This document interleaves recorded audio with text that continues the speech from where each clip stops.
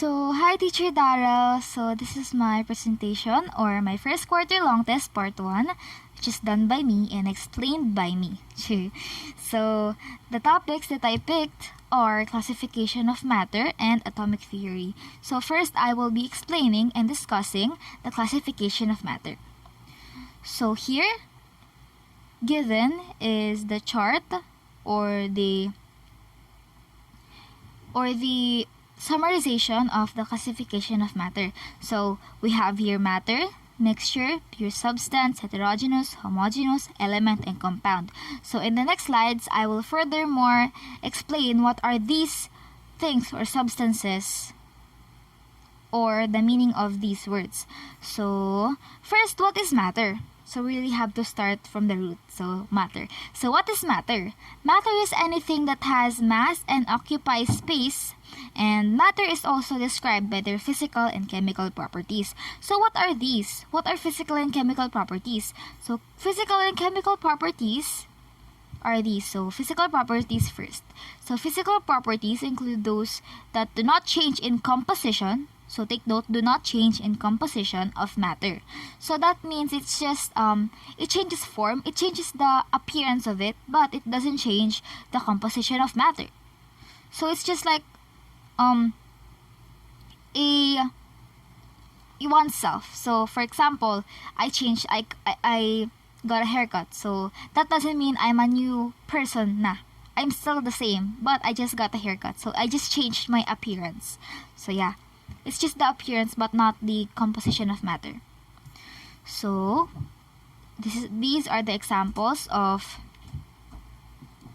physical properties. So melted ice, boiled water, and broken glass. So melted ice is still water.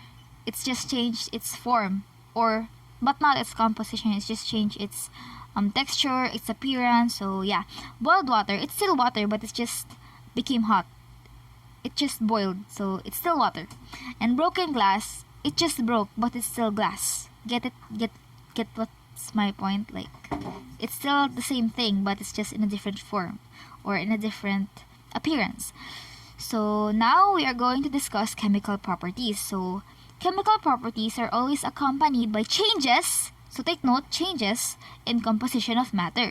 So that means it's changing in the composition of matter. So will change into a completely different or new substance. So for example, burnt paper. Before it's a paper, but now it's an ash because when you burn a paper, it becomes or turns into ashes. So as well as burnt log and chemically combined substances. So I put this in the list of the examples because when you chemically combine something or a substance, it's a new substance and it's a new substance na. It's not the same anymore as before because it's chemically combined with another substance to make a new substance. Get it? Gets what my point is? So yeah. So matter is classified into two. So pure substances and mixtures. Pure substances have fixed compositions while mixtures have variable compositions. Examples of pure substances are gold, copper, and silver. But take note, gold is not always pure. Some gold are mixed with another chemical or mixed with other substances. So it's not always pure. But in some instances, it's pure. So I just put it here. So examples of mixtures are smoke and fog. Because these are a mixture of two different things. So smoke and fog. So when you combine it, it's called smog. So it's a mixture of these two completely different things. So yeah. The next one is pure substances are also classified into two, which are elements and compounds. Elements have one type of atom, while compound has two or more elements combined through chemical reaction. So element has one and compound has two or more elements. So examples of elements are sodium, tin, and barium. So the reason why it's in my list of examples of elements is because it's not chemically combined with another substance. So it's just pure. It's only one. It's not chemically combined with another thing. So examples of compounds are carbon dioxide, water, sodium chloride. So these are the examples of it because carbon dioxide is a mixture of carbon and dioxide, and water is a combination or a mixture of hydrogen and oxygen, and sodium chloride is a mixture of sodium and then chloride. So it's Na and then Cl, and then water, H2O, and then carbon dioxide. Yeah, carbon dioxide. And then the next one are mixtures are also classified into two, which are homogeneous solutions, homogeneous mixtures, and heterogeneous mixtures. So homogeneous mixtures is a solution that only undergoes one phase all throughout, while the heterogeneous has two or more phases. So these are the examples of homogeneous: coffee, juice, soda. It's because when you mix two substances, it fully dissolves it. So when you put coffee in water, it fully dissolves it, which turns it into a new substance. Which turns it into one substance only because it was dissolved. It was combined thoroughly. And as well as juice and soda. So examples of heterogeneous are salad, oil and water, and sinigang. It's because they do not mix thoroughly together. They don't mix. Just like salad with the veggies and fruits, when you mix it, it's just a mixture of different things, but it's not thoroughly combined. And as well as oil and water and sinigang. And then, this is my favorite part. So, it's atomic theory. So, I'll just flex something within here. I actually made this whole template. So, it's not copied on some sort of link. So, I made this template. So, it's a... it's just a blank template before. But, actually, I got it from a SlidesGo in Google, but I deleted all the slides and turned it into a new one. So I turned it into this, so this is all my work. So yeah, let's go to the atomic theory. So these are the people who contributed to this atomic theory. So first is Leucippus of Miletus and Democritus of Abdera. So their theory was announced or conducted in the year 440 BC. So let's furthermore discuss about them, the theory. So Leucippus introduced the idea that matter may be composed of atoms. In Greek, it's called atomos. So yeah, atomos means in Greek uncut. So Democritus, his student further developed his teacher's idea. So yeah, isn't that like great because you followed your teacher's steps? So it's just heartwarming. So the second person in this list is Aristotle, which he also conducted his theory in 440 BC.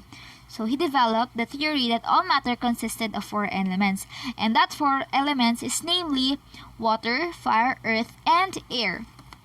So this is his contribution to the atomic theory that we are discussing now. So the next person in our list is Antoine Lavoisier. It's actually pronounced as Lavoisier. So Antoine Lavoisier. So he conducted his study or this theory in 1774. So he discovered the oxygen. But he discovered it with the association, or he is associated with Carl Wilhelm Scheele and Joseph Priestley. So don't mind me if I pronounced it wrong. I just don't know how to pronounce it. So their names are really hard to pronounce since it's a different name from our country. His experiments led to the law of conservation of mass. So it's not visible here, but if you really look into it, there's mass there, MASS. So law of conservation of mass, which states that matter cannot be created nor destroyed. So that's the law of conservation of mass. So the next person in our list is Joseph Proust. So yeah, he conducted his study or this theory in 1799, and he developed the law of definite proportions, which states that different samples of the same compound always contains its constituent elements in the same proportion by mass. So this is his contribution to the atomic theory. And then the next person on our list is John Dalton, and his theory was conducted in 1808. So 1808. So yeah, so he conducted and contributed the Dalton's atomic theory. So it's named after him since it's theory, right? So anyways, this is the theory of John Dalton. So matter consists of indivisible particles called atom. So this is considered not true actually, but it's only a theory. So this is actually not true because the atom has three basic subatomic particles, namely electrons, protons, and neutrons. So atoms cannot be created, divided, destroyed, nor converted to other atoms. So this is actually disapproved because due to the discovery of fusion, fission, and radioactivity. So that's why it was disapproved. So atoms of the same element have identical sets of properties, but atoms of different elements will have different sets of properties. So the discovery of isotopes show that the atoms of the same elements may have different properties. So yeah. So compounds are composed of atoms of elements that combine in simple whole number ratios. So this is regarded as true. This is because of the law of definite composition, which was conducted by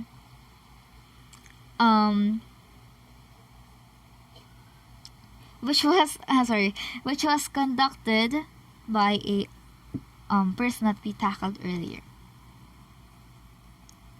So yeah, the next one is a chemical reaction involves only the separation, combination, or rearrangement of atoms and does not involve creation or destruction of atoms. So this is regarded as true. This is the law of conservation of mass, which was stated by Antoine Lavoisier. So yeah, the next person on our list is William Crookes. So he conducted his study on 1870. So he discovered cathode ray tubes, which are the forerunner of the computer screen and television. So with his discovery of the cathode ray tube, he indicated that atom is composed of charged particles. So this is actually proved by the next persons or the next people that we are going to be discussing about. So the next person is J.J. Thomson, and his study or theory was conducted in 1897. So with his experiment, when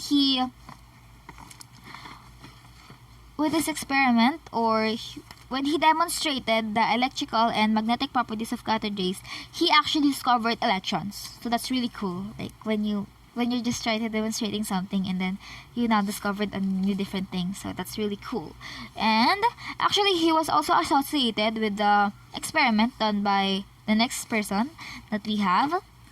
So he was associated with the plum pudding model of the atom. So yeah. So the next person on the list is Ernest Rutherford, which his study was conducted in 1909. So he did an experiment which is called alpha scattering experiment, which is also called the Goldfoy experiment. So with this experiment, he discovered protons because of the Goldfoy. It actually reflected. It was actually theorized, or it was actually visualized that it will pass through the gold foil, but no, it reflected. So that really gave a conclusion, or that really gave a question for Ernest Rutherford, and it led to the discovery of proton, which are the positively charged particles. So the next person on our list is Niels Bohr. So his theory, or his theory was conducted in 1913.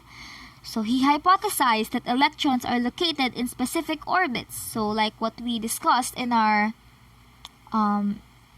electronic configuration, there's like orbitals around a nucleus so that the electrons are orbiting. So introduced the quantum levels, which are allowed orbits for an electron. So the last person on our list is James Chadwick, and his theory or his study was conducted in 1932, and his contribution to the atomic theory that we are discussing now is neutron, the last or the third subatomic particle.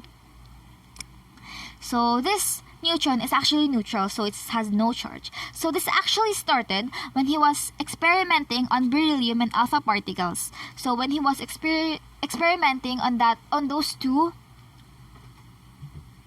things, or two substances, it led or it showed the existence of neutrons, so which is really cool because like he discovered something from just trying to discover something like that. Get my point? So yeah, so we really have to thank these amazing scientists, so that because we really have to thank them, because without them we have no knowledge. We will have no knowledge in this modern day. So they really contributed a large knowledge to our history. So yeah, so since he's the last person on our list, I will be now giving a quote from Wikipedia, which states that chemistry states the more energy you put into a bond, the harder it is to break. Because when you put energy into a bond, it becomes stronger. So it's slowly or gradually getting hard to break. The harder is it to break when you have a strong bond. So yeah, thank you for listening. And this is my presentation, or my first quarter long test. Part 1. Bye-bye. Thank you.